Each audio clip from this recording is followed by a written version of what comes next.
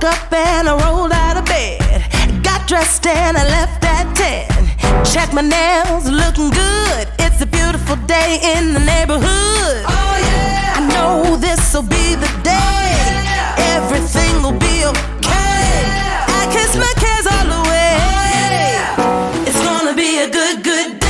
It's gonna be a good, good day. Good, good day. Hey. I think it's finally all gonna go my way. Go my way. Rain or shine, no, I don't mind. This day is mine. I'm gonna chase all those gray clouds away. It's gonna be a good day. Na na na na na na na na na na. It's gonna be a good day. Na na na na na na na na na na na. Yeah. No more crying myself to sleep and thinking better days are a far off dream. Get up and I move my feet 'cause I hear music playing on these streets. Oh yeah. Ain't nobody gonna cry today. Ain't nobody gonna die today. I kiss my cares all away. It's gonna be a good, good day. It's gonna be a good, good day. Good, good day. Gonna be a good, good day. I think it's finally all gonna go my way. Rain or shine, no, I don't mind. This day is mine. I'm gonna chase all those gray clouds away. It's gonna be a good day. Na na na na na na. It's beautiful. Na na na. It's gonna be a good day. Na na na na na na. Na na na. No more crying myself.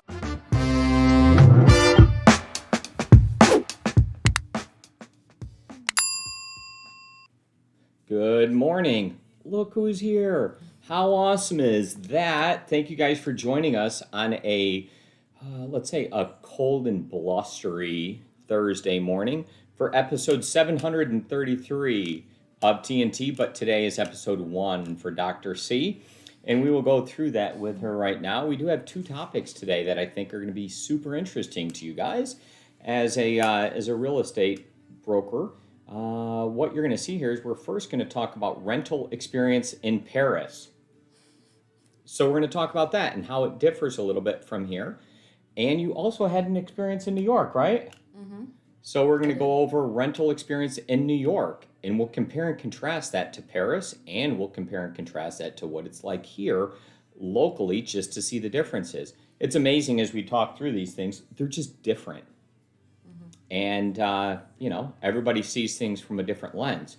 And if we can see how different it is for Cecile versus here, we can also better understand when we have clients coming from other markets, exactly how different it is for buying, selling, doing these things, and get a deeper appreciation for what's going on. Okay? So this is the time of the day when we do roll call. So with roll call, we make sure that everybody is logged in and they're all here on time. We're trying to create this habit, this routine to get people to show up on time and start their day and be the first thing and to energize them and get them focused and motivated, but just like a little bit of learning, like not too much, but just a dose of learning. Okay? Okay. So I think we're ready to go now that we've done roll call. We're off and going. So let's go ahead and hit the bell and go to topic 1.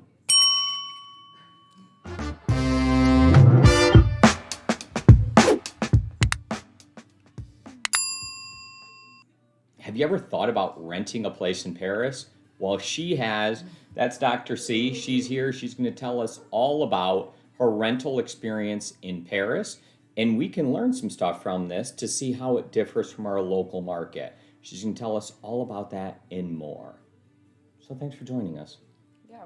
Hi, everyone. All right. So let's kind of talk through in general. How many places have you rented? So as a student, you got to rent different places. Mm-hmm. So just talk about maybe how many places you've rented.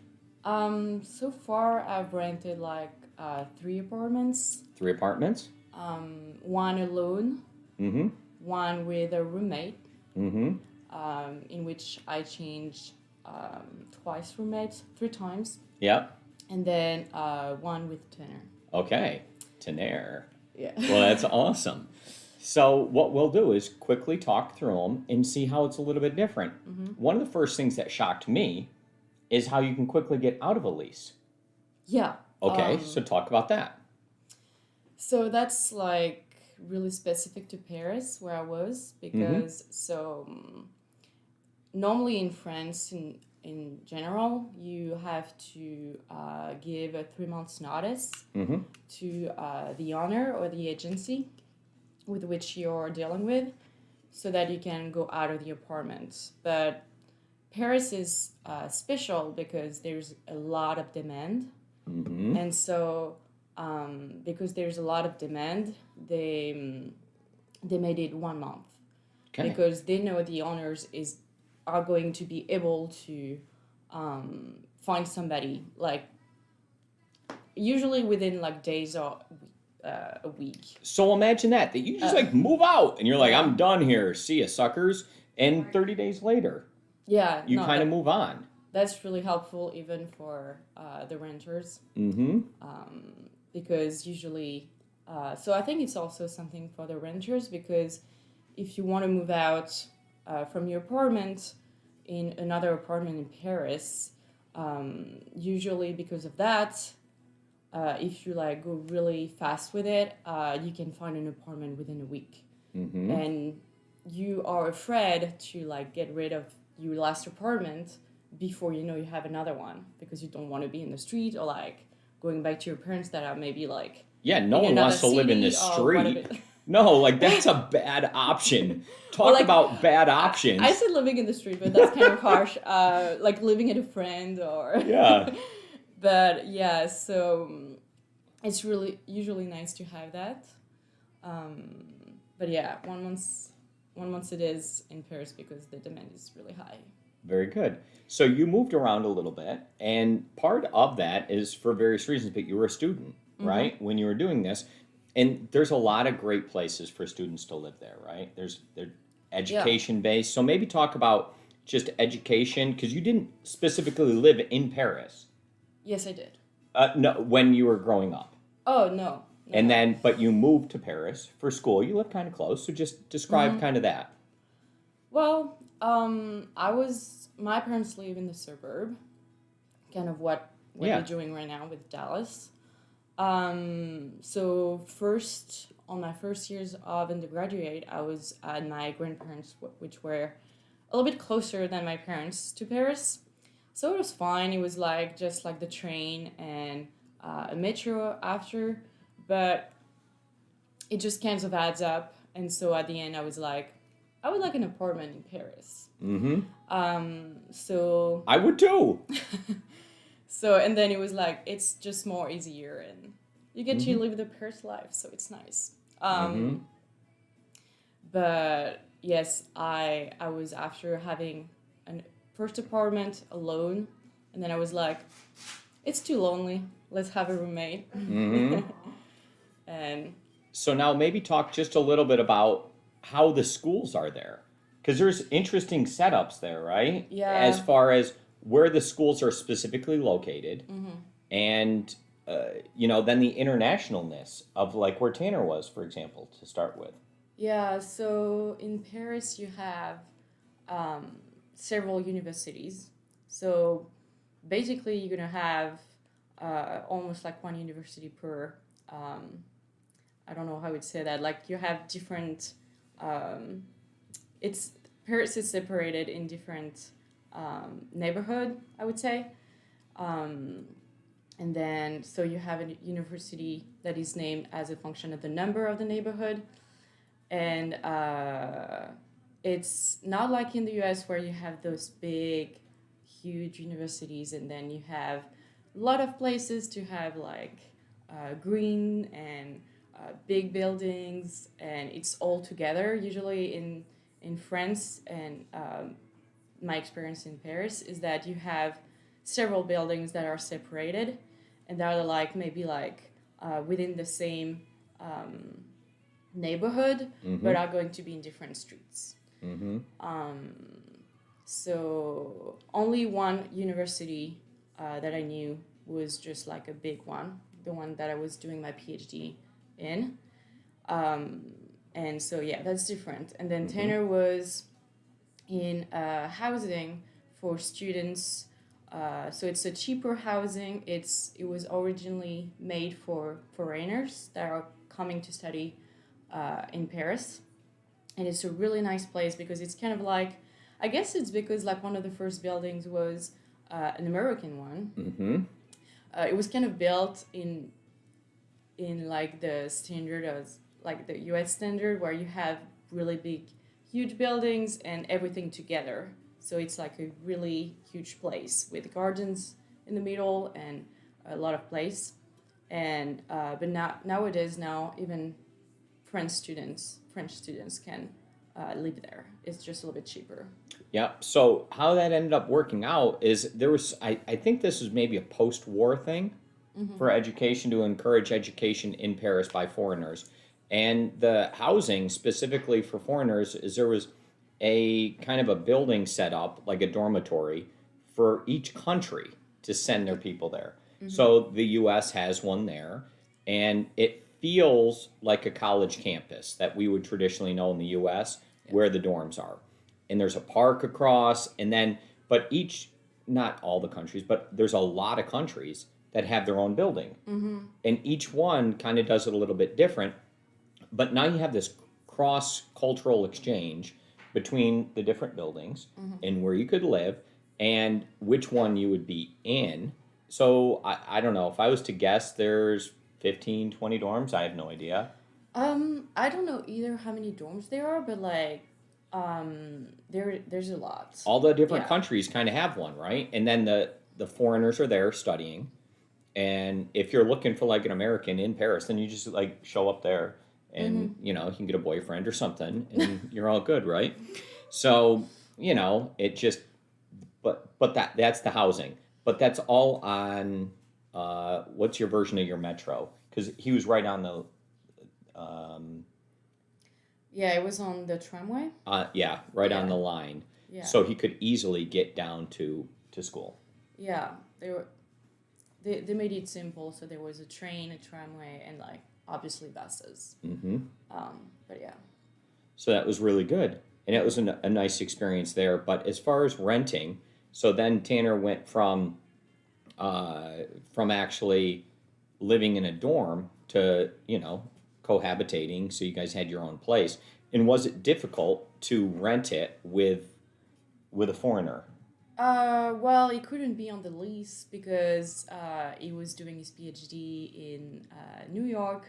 So basically, if he wasn't paying his rent, they were telling me that, well, they couldn't pursue him all the way to the U.S. if he was doing that.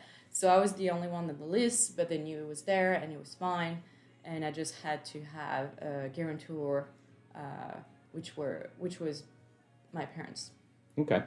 So that's kind of a rough overview of what it's like to rent a place and live in Paris as a student and as a French Parisian, and also to have an American involved as well. So that's a very good overview. Anything else you want to mention? I mean, if Tanner had a job in Paris, it wouldn't have mattered. He could have been on the list with me. And I think what's important also in Paris for the renting is that usually they update the listing really early in the morning, and if you want to find an apartment, you have to wake up early and like be on top of it like at 8 a.m. and like calling them super fast, because it like at some point the agents are like, we have too much people already, and so if you call at sometime at 10, it's already too late and all the nice listings are already not available anymore. Wow. Yeah. All right. So it's a competitive market because people want to live there, right? And then you're doing visits with like 10 people at the same time also, which can be stressing. So when I went to your place there in Paris, you guys were on you were high up in the building? Yeah. What floor? So 6th floor. Yep. And so you just went up the elevator. It was fine, right? No, we didn't have any elevator. No elevator on the 6th floor. I mean, you just get used to it. You certainly do. And you just go up all the stairs, and then eventually you get there. Yeah. But living there, you guys have, the grocery stores are very different than what we would have here. Like like cars are not really a thing there in the Well, city. yeah, like any big cities, I guess. But we were with Tanner. We were really in a really nice neighborhood, because not nice as like a term of like prices or whatever, but like really nice in terms of groceries around us. We had like a cheese place right just below. We had the bakery, we had a butcher, we had a veggie place, we had the supermarket, we had everything, like a coffee, and we were right next to like a really nice street where there's a lot of restaurants and bars. So it was really lively. So it's really nice. That's very good. And I'm looking at the chat right now, and I'm seeing Jean says you look really nice on camera. Hey, there you go. That's awesome.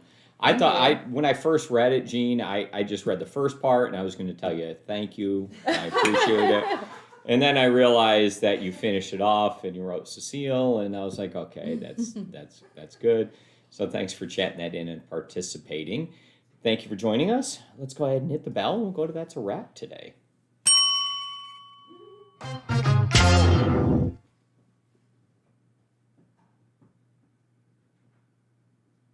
So we exceeded our time here, and now we're all done, Cecile. Thank you for talking about that. We'll have to go into New York because New York really has some interesting stuff with a rental to be able to compare. But tell me just real quick about the bakery situation there, because I think it's something people should kind of understand. Because there was times when we stayed at your house last time, I think your parents probably went through like, I have no idea how many loaves of bread. And then we got the bread and we're like, oh, this is more bread. And you're like, no, that's not bread. That's Brioche. Yeah. I guess. Yeah.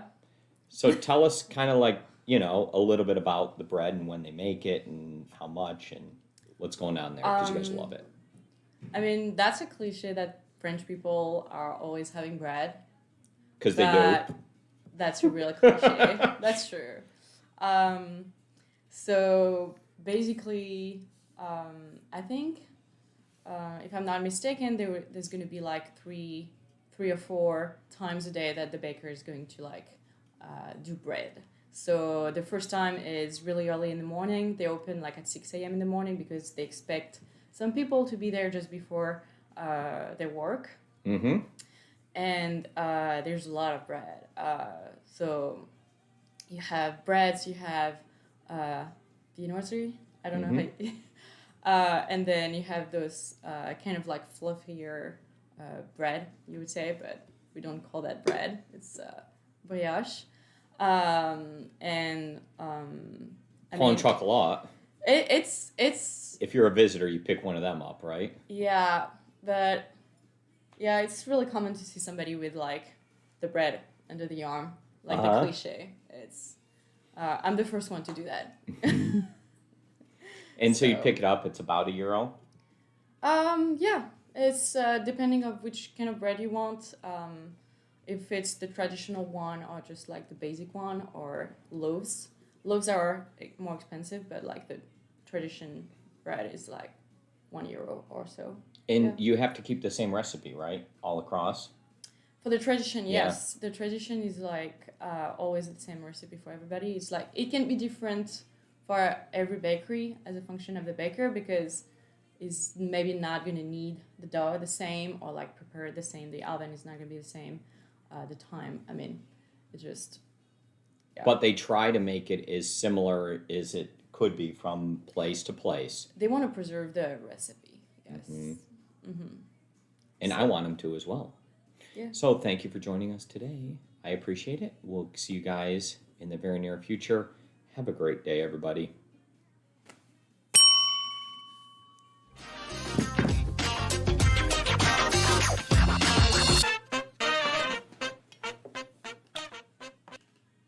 All right, so this is behind the scenes. What we do now is we put Omkar on speaker. Okay. And then I have to hit this button and take a picture. So they can still hear us. He can hear us and you. And so then you look at the camera and you point right here. I don't know why you point. And then I hit the button that took a picture. So that will be our screenshot or the thumbnail. for what's Okay. going on, so we kind of stage that. And then I need to do something French. Do you have, like on your phone, maybe pull up Eiffel Tower picture, and then we can show that. So it's super French. Or the French flag, I guess. Yeah. Oh, that would be good. That's a good one. I don't know. That That's would be perfect. easier to, Yeah, to yeah, see that's from good. far. Yep. Perfect. Um, And then, I don't know. yep. No, that's good. Well, Yeah, we can hold that up. And then he's going to put the words up here, and then he'll tell you when. And now. Perfect.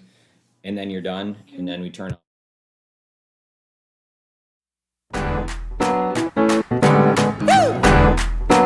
It's a great, great day. It's a good day. Get up.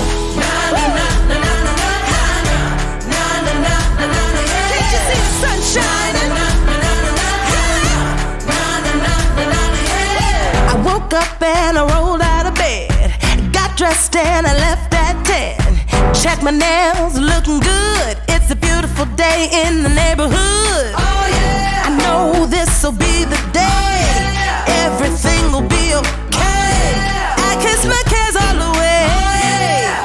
It's gonna be a good, good day. It's gonna be a good, good day. Good, good day.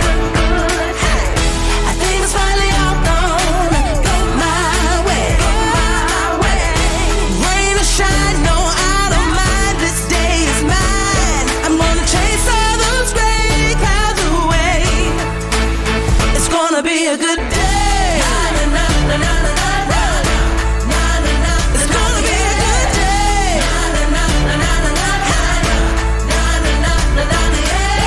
No more crying myself to sleep and thinking better days are a far off dream.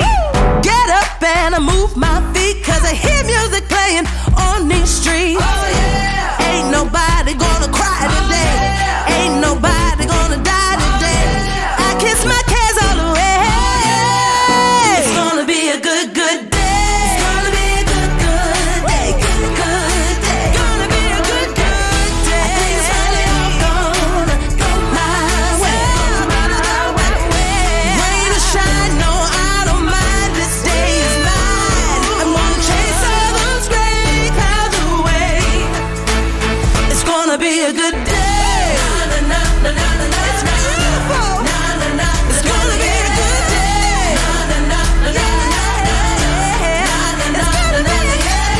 No more crying myself to sleep and thinking better days are a far off dream. Get up and I move my feet, cause I hear music playing. It's gonna be a good, good day. It's gonna be a good, good day. Good, good day. It's a real good day. I think it's finally all gonna go my way. Rain or shine, no, I don't mind. This day is mine. I'm gonna chase all those gray clouds away. It's gonna be a good day.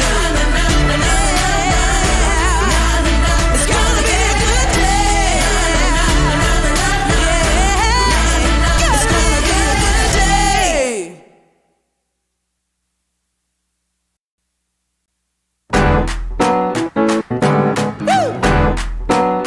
It's a great, great day. It's a good day. Get up. Can't you see the sun shining? I woke up and I rolled out of bed. Got dressed and I left at 10. Check my nails, looking good. It's a beautiful day in the neighborhood. Oh yeah. I know this'll be the day. Everything will